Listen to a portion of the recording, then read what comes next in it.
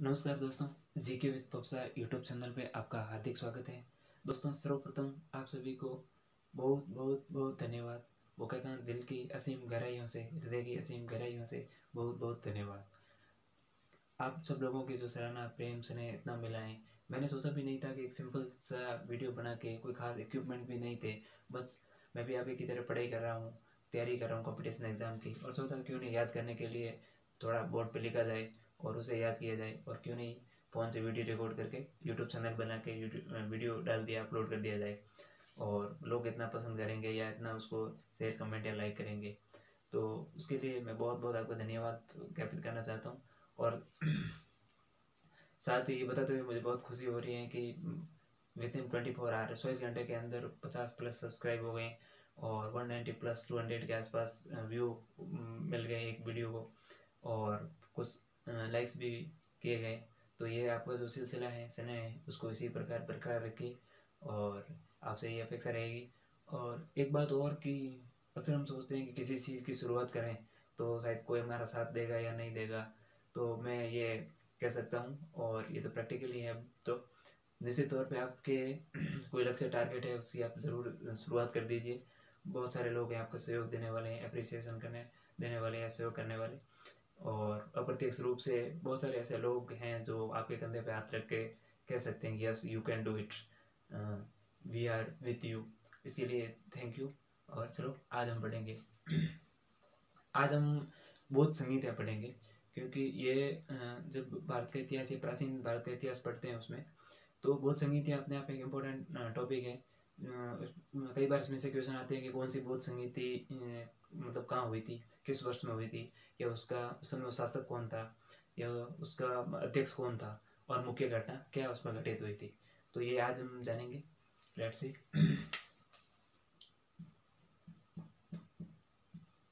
बौद्ध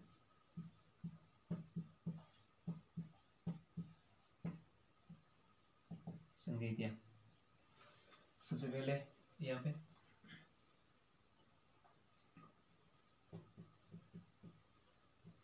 बौद्ध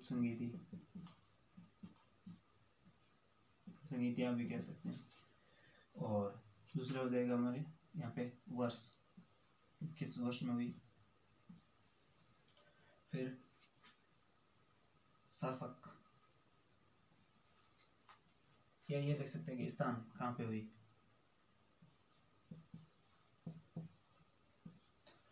और आगे हम लिख लेंगे शासक, यानी कि किस राजा के काल में या किस शासक के काल में हुई थी। फिर आगे हम लिख देंगे अध्यक्ष, उस समय अध्यक्ष कौन था। और अगला हो जाएगा हमारा मुख्य घटना, यानी कि उस समय क्या मुख्य घटना घटी थी बौद्ध संगीति में। तो सबसे पहले यहाँ लिख देंगे फर्स्ट बौद्ध संगीति यहाँ पे कब हुई थी। तो ये हुई थी 483 ईस्वी पूर्व, ऐसा, सॉरी ईस्वी पूर्व। अब ईस्वी पूर्व BC, बिफोर क्राइस्ट, यानी कि ईसा मसीह के जन्म के पूर्व, मतलब 483 ईसा पूर्व के, ईसा के जन्म से 483 वर्ष पूर्व प्रथम बौद्ध संगीति। स्थान राजगीर,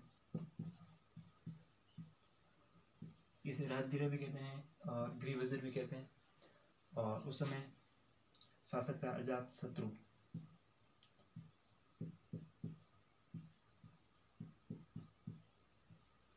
अजातशत्रु।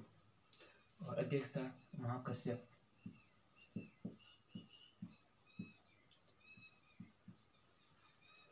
और मुख्य घटना थी सुत पिटक और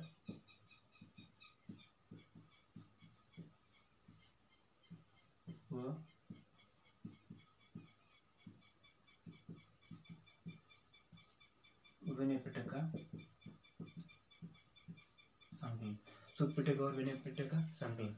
सुत पिटक में बौद्ध धर्म के उपदेशों के बारे में, या महात्मा बुद्ध के जो उपदेश थे उनके बारे में, या उनका संकलन है। जबकि विनय पिटक में बौद्ध संघ में प्रवेश करने के लिए जो उनके बौद्ध भिक्षुओं के जो नियम या कानून कायदे थे वो उनके बारे में। फिर आता है दूसरी बौद्ध संगीति,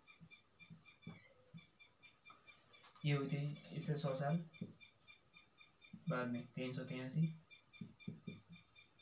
ईसा पूर्व। और ये हुई थी वैशाली वैशाली में। और इस समय जो शासक था वो था काला शौक।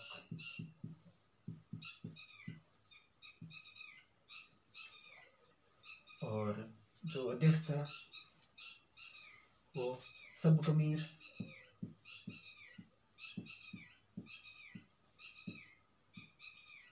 या सभा कर्म भी इसको बोला जाता है। और इस समय मुख्य जो घटना हुई थी वो जो संघ था वो दो भागों में बढ़ गया था, क्योंकि जो इसके 10 सील जो नियम थे उनको लेकर बौद्ध धर्म में मतभेद हो गया था। इस वजह से ये बौद्ध संघ है जो टूट गया था। और स्थिर और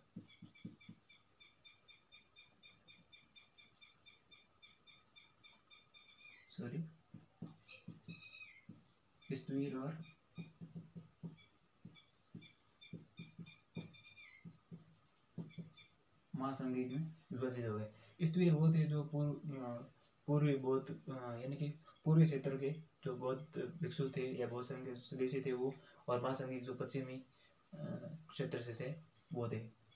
और फिर तीसरी बौद्ध संघी थी ये 251 ईसा पूर्व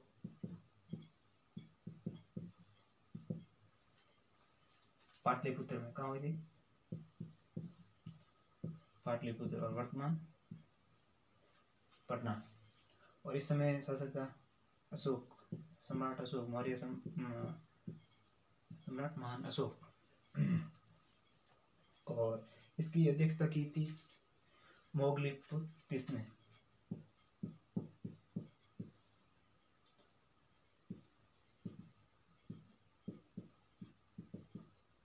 मोगलिपुतिस। और इसमें मुख्य घटना हुई थी वो अभिधम पिटक का संकलन हुआ था।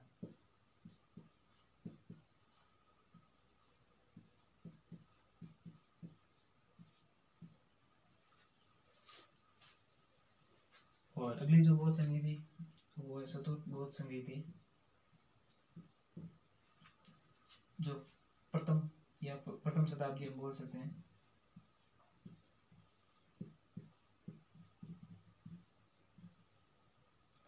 और यहाँ से ईस्वी प्रथम शताब्दी में शुरू हो जाएगी। और ये हुई थी कुंडलवन कश्मीर में। और इस समय शासक था कनिष्क। और ये वसुमित्र की अध्यक्षता में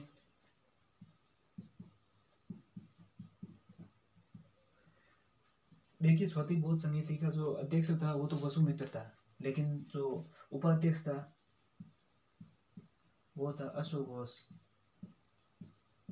कई बार यहाँ से क्वेश्चन पूछा जाता है। स्वाति बौद्ध समिति अपने आप में इंपॉर्टेंट हो जाती है क्योंकि उसका उपाध्यक्ष ही पूछा जाता है, अध्यक्ष पूछा ही नहीं जाता। और ऑप्शन में वसुमित्र यानी कि अध्यक्ष लिखा होता है वो हमारे गलत हो जाता है, तो यहाँ हमें ध्यान रखने की जरूरत है। और स्वाति जो बौद्ध समिति है इसमें जो संपूर्ण बौद्ध धर्म है ये टूट के दो भागों में विभाजित हो गया था। और एक जिसमें एक था हीनयान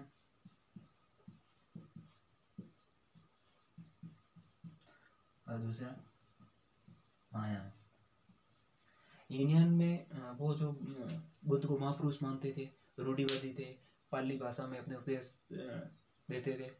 और महायान में जो पुरुष को महात्मा बुद्ध को ईश्वर के समान मानते थे और वो मतलब सहिष्णु थे, रूढ़िवादी या ऐसे नहीं थे। तो इस प्रकार से हमने आज बौद्ध संगीतियाँ पढ़ी हैं। और इसमें एक शॉर्ट ट्रिक ये भी है कि जैसे यहाँ बौद्ध संगीतियाँ पहली और दूसरी के बीच में शायद 100 साल का गैप है। तो पहली 483, दूसरी 383, तीसरी 300, 251 ईसा और पहली प्रथम शताब्दी। और यहाँ हम जैसे कह सकते हैं कि ट्रिक ऐसा थे राज वैसा जैसा कौन पाटिल कुंड, इस हिसाब से हम याद कर सकते हैं राज वैसा पाटिल कुंड, ये स्थान के हिसाब से याद हो जाएगी। या इनको याद करना है तो अका अक अका अक, ये मतलब शॉर्ट ट्रिक है जिससे कि हम याद कर सकते हैं।